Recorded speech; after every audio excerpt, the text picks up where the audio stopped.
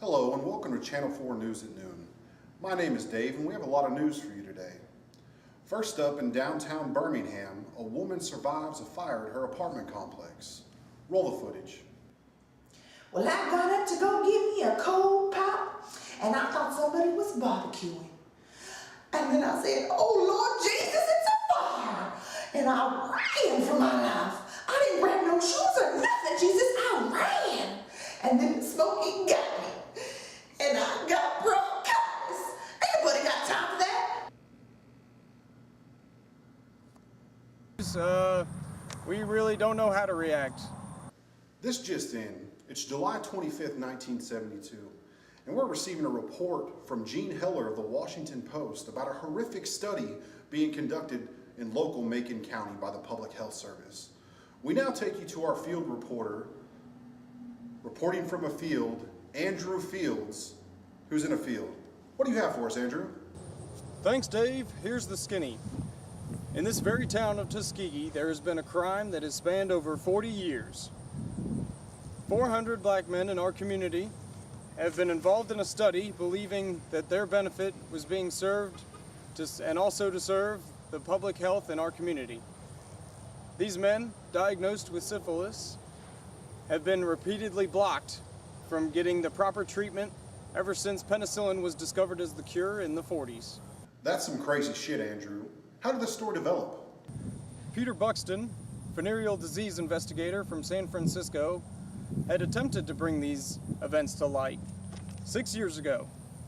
The Center for Disease Control, however, in charge of the investigation, disagreed with him, saying that the study should continue until all of the patients involved had died and been autopsied. Obviously, here in Macon County, this is breathtaking news. Has the government taken any action in light of this news? No arrests yet, Dave. However, rumors are that Senator Edward Kennedy has already asked for a congressional hearing on the matter, at which Buxton and all those close to the study are expected to show. Andrew, I'm now receiving word that these patients were actually denied treatment. Can you confirm this? During standard pre-screenings of American soldiers in World War II, it was discovered that many of these soldiers had syphilis. With this alarming realization, rapid treatment centers were created by the government to battle this epidemic.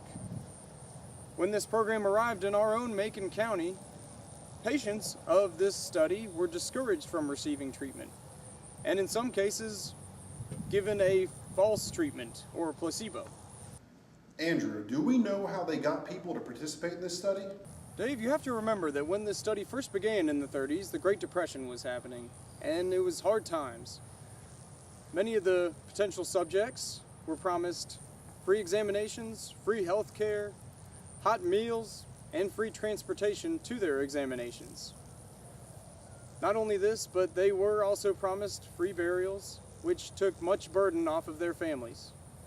Those are certainly benefits that would appeal to low-income families. You know, it's a shame as it appears that researchers knew the end result of this study, as they offered their patients burial arrangements. Do we know if any of the researchers have issued a statement at this time? Actually, Dave, there has been a statement. A John Heller of the Public Health Service close to this study is quoted saying, "The men's status did not warrant ethical debate. They were subjects, not patients. Clinical material, not sick people." I think we all would like to hear him tell that to the families who have lost loved ones. You know, Mr. John Heller, life is hard, and it's a lot harder when you're stupid. Andrew, do we know how many people are presently being affected by this tragic study? Dave, alarmingly, only 74 of the original 399 subjects are alive today. 28 are dead directly from their syphilis. 100 have died from their complications over the study. Not only that, but 19 of their children were born infected, and 40 of the wives of these husbands contracted the disease.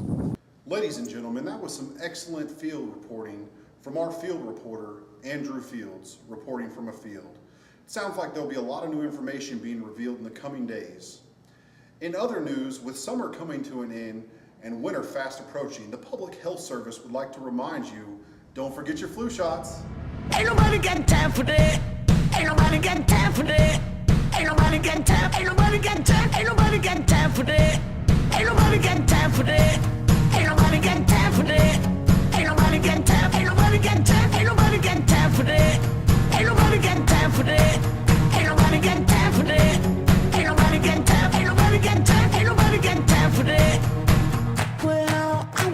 go give me a cold pop.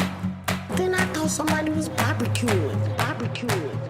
I said, oh Lord Jesus, it's a fire. Then I ran out, I didn't grab no shoes or nothing, Jesus. I ran for my life. Ain't nobody got time for that.